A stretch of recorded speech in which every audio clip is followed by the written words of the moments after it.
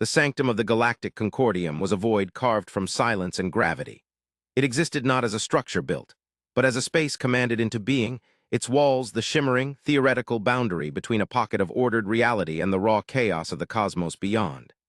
At its center, a dais of polished obsidian floated over a chasm of captured nebulae, a swirling tapestry of nascent stars and dying suns that served as the chamber's only light. Here beings from across 1,000 systems convened, their forms as varied as the worlds they represented, yet unified by a singular, suffocating tension.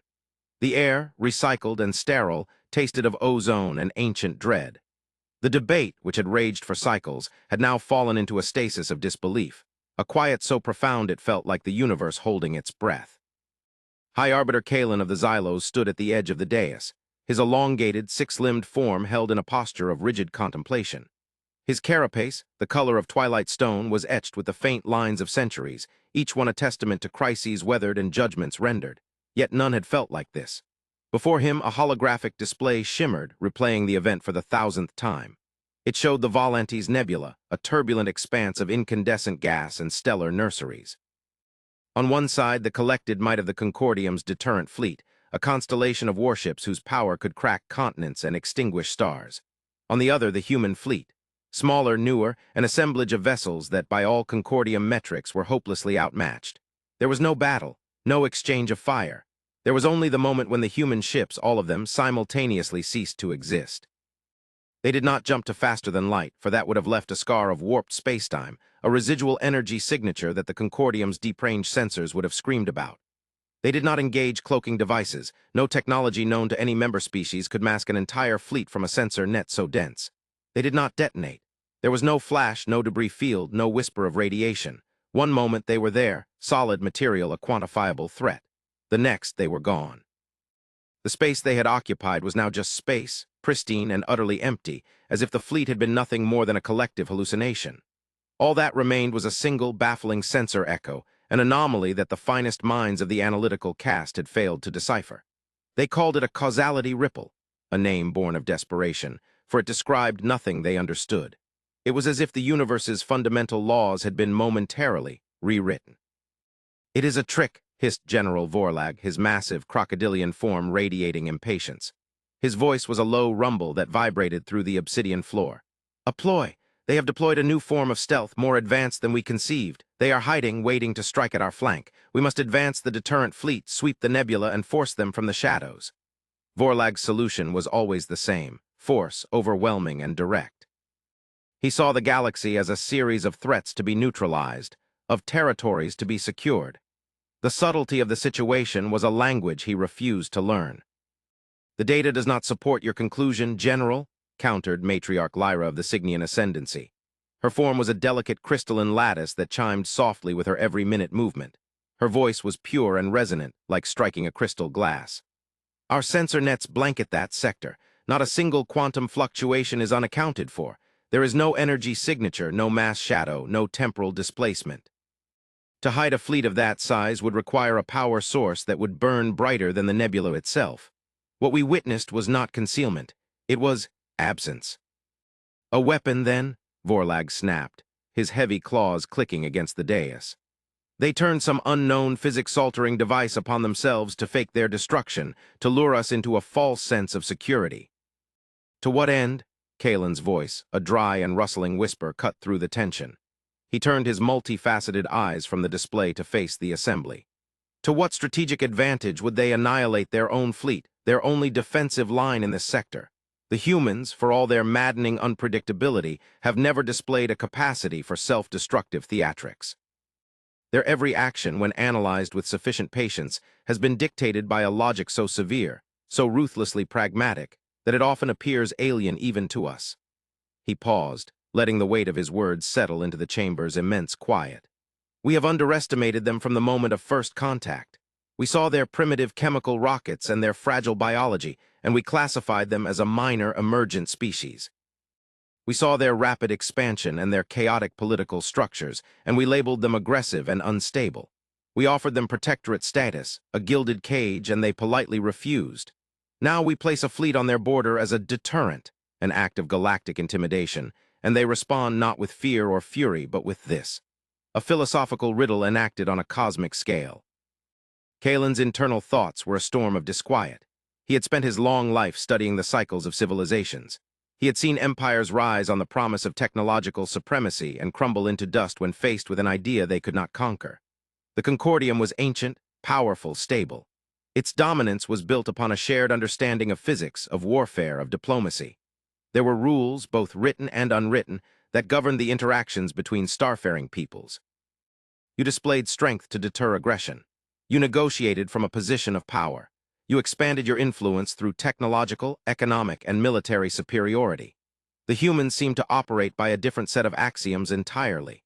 They were a species that had clawed its way out of a gravity well on a world teeming with predators and natural disasters, a world that had tried to kill them for millions of years. This, the Concordium's strategists believed, was the source of their inherent aggression. But Kalen wondered if it was the source of something else. Not aggression, but a terrifying, unyielding resilience. A perspective forged in constant struggle that allowed them to view obstacles not as barriers, but as problems to be solved, even if the solution required them to rewrite the nature of the problem itself. The anomaly, Lyra projected, her crystalline form shimmering as she displayed new data in the air before her. A complex, multi-layered schematic of the causality ripple bloomed in the center of the sanctum.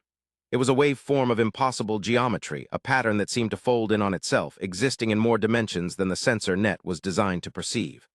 Our analysts have isolated the signature. It is not energy. It is not matter. It is information. A burst of structured data of impossible density, broadcast for less than a nanosecond. But it was not a communication. It was more like an echo, the afterimage of an event. Imagine dropping a stone into a pond. Our sensors did not see the stone or the splash. They only saw the brief, perfect ripple that spread out afterwards, a ripple that betrayed the fundamental properties of the water itself. Information, Vorlag scoffed. What information? A declaration of war, a surrender.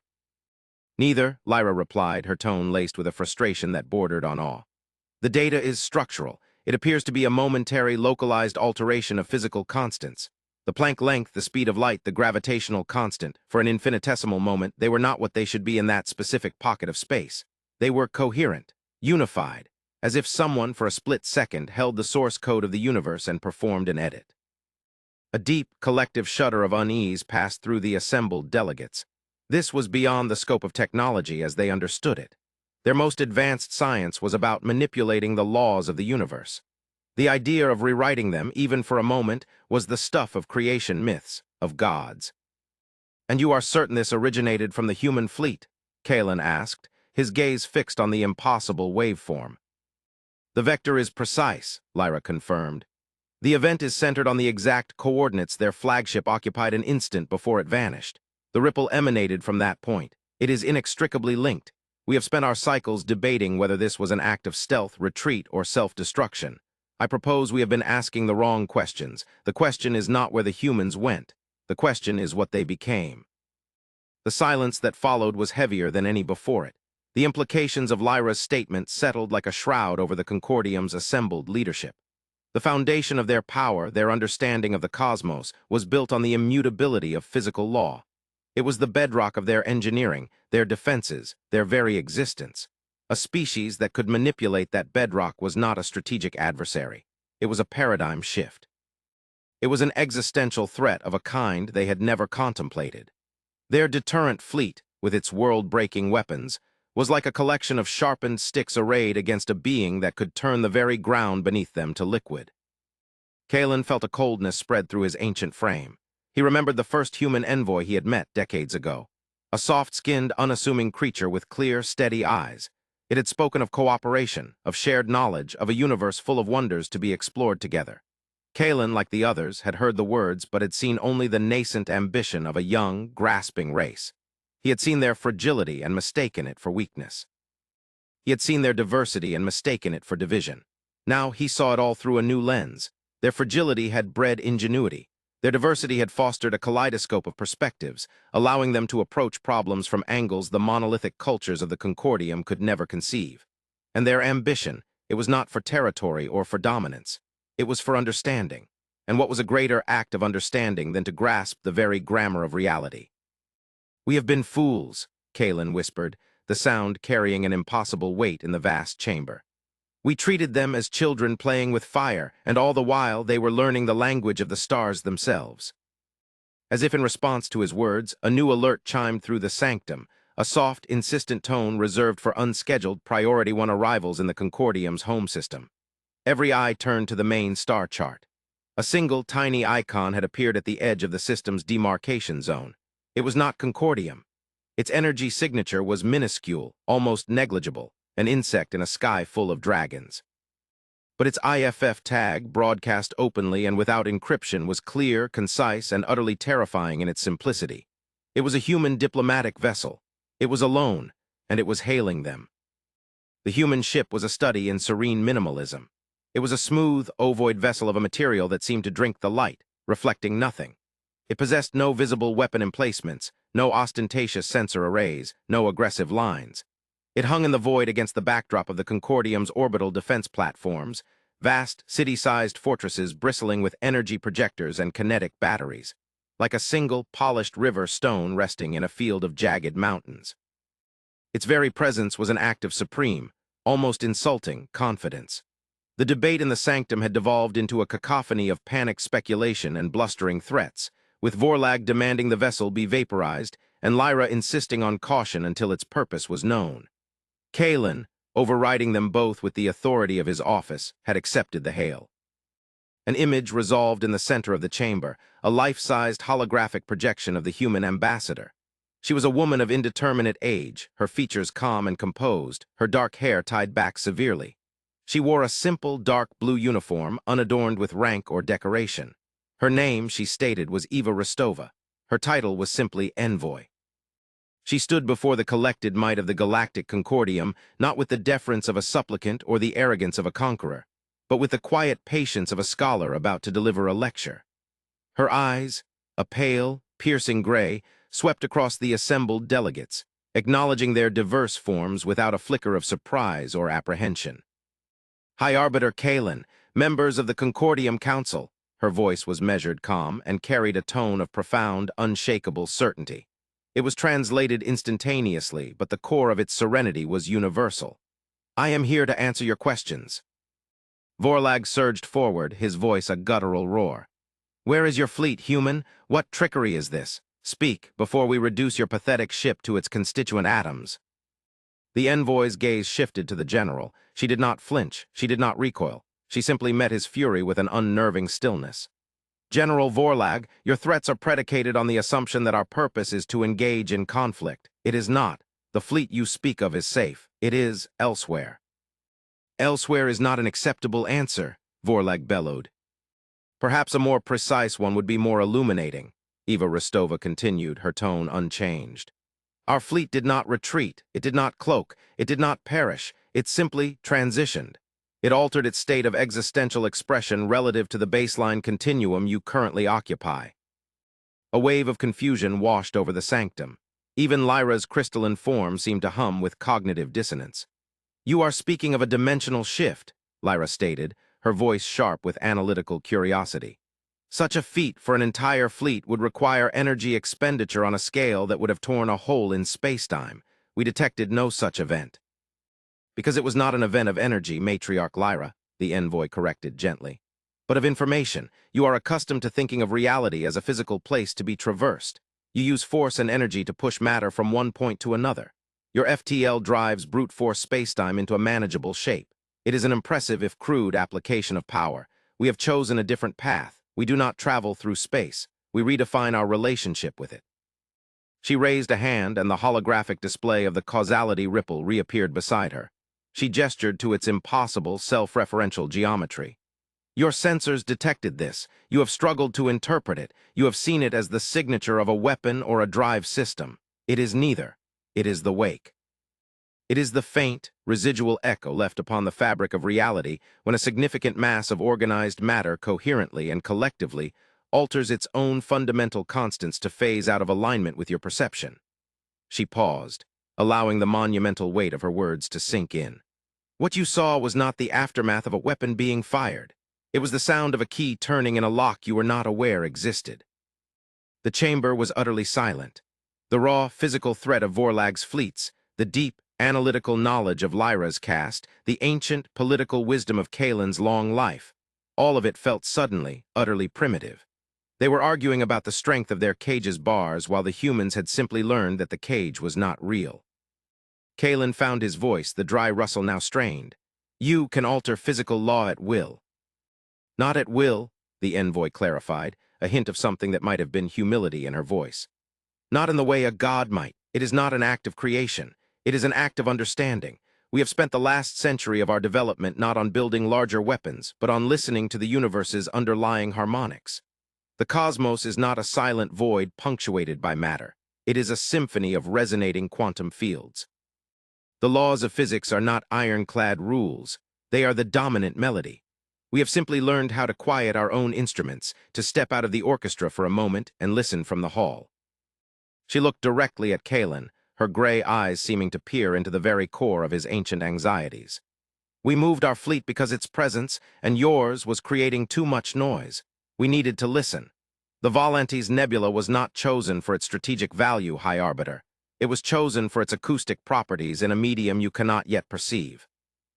This was the reveal, not a weapon, not a strategy, a purpose, an act of such profound intellectual and technological superiority that it rendered the entire concept of their military standoff meaningless. The Concordium had brought a sword to a debate about the nature of existence. They had been so focused on the chessboard that they had failed to notice their opponent was not playing the same game. In fact, they weren't even in the same room. So you hold this power, Kalen said, the words feeling heavy and inadequate. The ability to make your fleets intangible, to move outside the bounds of conventional physics. You could have appeared above our homeworlds, bypassed all our defenses. You could have conquered the galaxy without a single shot fired, yet you did not. You vanished your fleet in a defensive posture and then sent a single, unarmed envoy. Why? Why reveal this to us now in this manner? This was the question that hung heaviest in the chamber. It defied all known models of power dynamics. To possess such an advantage and not use it for conquest was, to the Concordium's collective political mind, an act of profound, almost incomprehensible irrationality. They had always assumed that supreme power would inevitably lead to supreme dominance. The humans were presenting them with a contradiction that shook the foundations of their political philosophy. The envoy's expression softened, a subtle shift in the muscles around her eyes that conveyed a deep, almost weary solemnity. Because our reasons for this action have nothing to do with the Concordium. Your fleet was an inconvenience, a distraction from our true purpose. We revealed this capability to you now for a single reason, to make you understand that our conflict is without meaning so that you might finally be willing to listen, not to us, but to what we have found. She gestured again, and the star chart of the galaxy in the center of the sanctum shifted. The familiar swirl of spiral arms and star clusters remained, but overlaid upon it was a new pattern. It was not a map of territories or hyperspace lanes. It was a complex filament-like structure of faint, shimmering lines, a delicate web of light that seemed to connect disparate, empty regions of the void between the stars. The pattern was intricate, non-random, and impossibly ancient. It pulsed with a slow, rhythmic light, like a sleeping leviathan's heartbeat.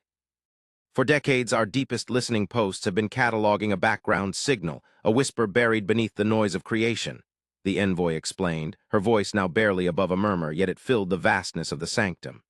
It is not electromagnetic, it is not gravitational, it is deeper, a structural resonance in the fabric of space-time itself, a message or the remnant of one that has been propagating since before this galaxy coalesced.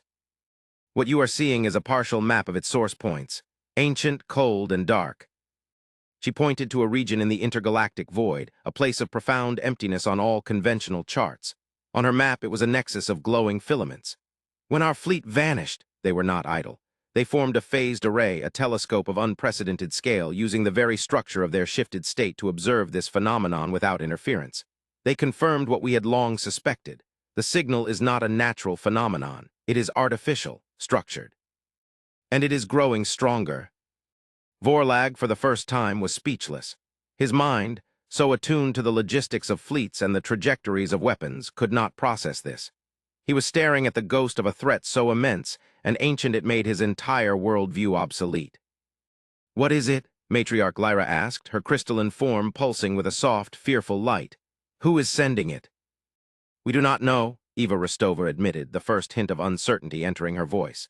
"We do not believe it is a who. The complexity of the signal suggests an intelligence, but its scale, its age, it suggests something more. A collective consciousness, perhaps, or the automated legacy of a civilization so advanced they could imprint their thoughts onto the universe itself. But there is one thing we have deciphered, a repeating central theme in the signal's mathematical language, a warning. The envoy fell silent. The sanctum, once a chamber of political power and military debate, now felt like a very small room in a very large, very old house, where a floorboard had just creaked in the darkness upstairs. Every delegate, from the mighty Vorlag to the ancient Kalen, felt a primal chill, the instinctual fear of the unknown that had haunted their ancestors in primordial swamps and dark forests. A warning about what? Kalen finally asked, his voice a fragile thread in the immense, waiting silence. The human envoy looked at him, and for the first time her calm facade seemed to crack, revealing a glimpse of the profound, crushing weight she and her species had been carrying. Her gray eyes were dark with a terrible knowledge. "The signal is a containment protocol," she said softly. "A quarantine alarm. It isn't broadcasting a message outward to the galaxies. It is focused inward on ours.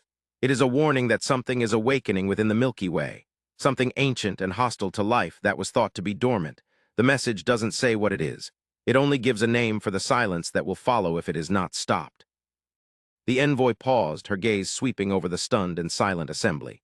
"We did not come here to threaten you. We came here to ask for your help. Our ability to step outside of space-time allows us to listen. But you, the Concordium, you have been in this galaxy for millennia. Your archives, your histories, your myths, your forgotten outposts. The answer, the key to understanding this threat, may lie buried in your own past. We are asking you to look, to listen with us. Because our petty squabbles over territory are about to be rendered meaningless. The silence is coming." The great chamber of the Concordium, the heart of galactic power, was no longer a throne room. It was a vigil. The holographic star chart remained, but it no longer showed the disposition of fleets or the borders of empires. It showed the shimmering, terrifying web of the ancient signal, its filaments of light pulsing like the veins of a cosmic entity. The delegates of 1,000 worlds stood frozen, their millennia of history, their prides and their prejudices, shrunken to insignificance by a single stark revelation. The galaxy was not an empty space to be conquered. It was a house with a locked room, and something inside was beginning to stir.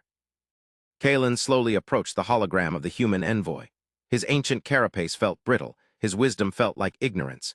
He had spent his life navigating the complexities of interstellar politics, a game of calculated risks and strategic advantages. He now understood that he had been playing checkers on a board where a far older, far more dangerous game was already in progress. The humans hadn't just outmaneuvered the Concordium. They had revealed that the entire board was an illusion. "You are a young species," Kalen said, his voice a dry whisper of awe and dawning comprehension. "You have been among the stars for a mere fraction of our own history. How could you have discovered this, while we, in our arrogance, remained blind?" Eva Ristova's expression was one of profound, weary empathy. "Perhaps because we are young. You have had eons to build your empires, to codify the laws of the universe as you see them, to become comfortable in your knowledge. You built walls. We were still looking for the edges of the room. Our greatest strength was never our technology, High Arbiter. It was our assumption that we knew nothing. It is a state of mind that keeps one listening." She gestured toward the alien delegates. "Your species, General Vorlag's people, are born warriors. Your strength is in your unyielding resolve. Matriarch Lyra's ascendancy seeks patterns and data, finding truth in the elegant purity of mathematics. My own species is pathologically curious, driven by an insatiable need to understand why. We are all so different, and alone we are all insufficient, but together our perspectives might form a complete picture. Your histories may contain a reference to this silence. Your scientists may find a flaw in the signal's logic. Your warriors may comprehend the nature of a foe we cannot yet imagine." This was the true purpose of the humans' arrival. It was not a surrender. It was not a threat. It was an invitation to stand together against a darkness so profound it threatened to swallow them all. It was an act of diplomacy so advanced, so utterly beyond the Concordium's framework, that it redefined the very concept. Humanity had not come to join the Concordium. They had come to ask the Concordium to join them in a new, terrifying reality. Vorlag, the great general, finally moved. He took a heavy step forward, his reptilian eyes fixed on the pulsing map. His bluster was gone, replaced by a grim, focused intensity. He was a creature of war, and for the first time he was facing an enemy worthy of his fear.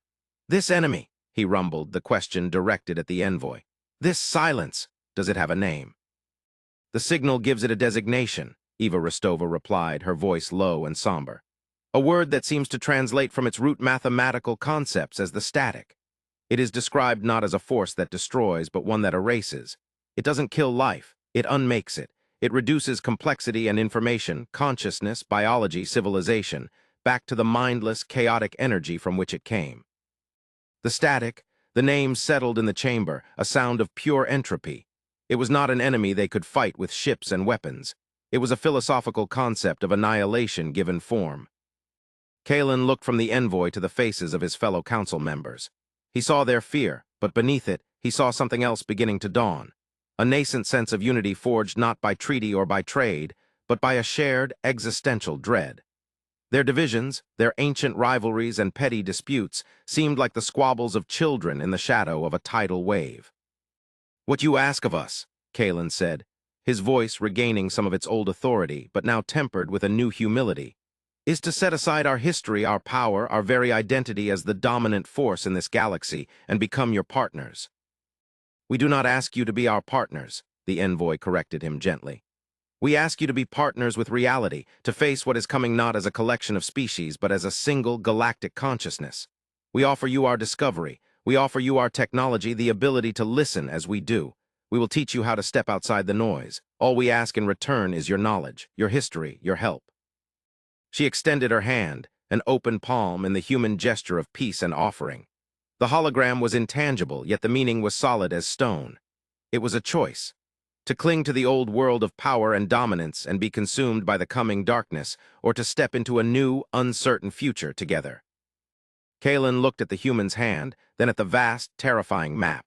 He thought of his own species, the Xylos, who had achieved interstellar travel while human ancestors were still chipping stone tools.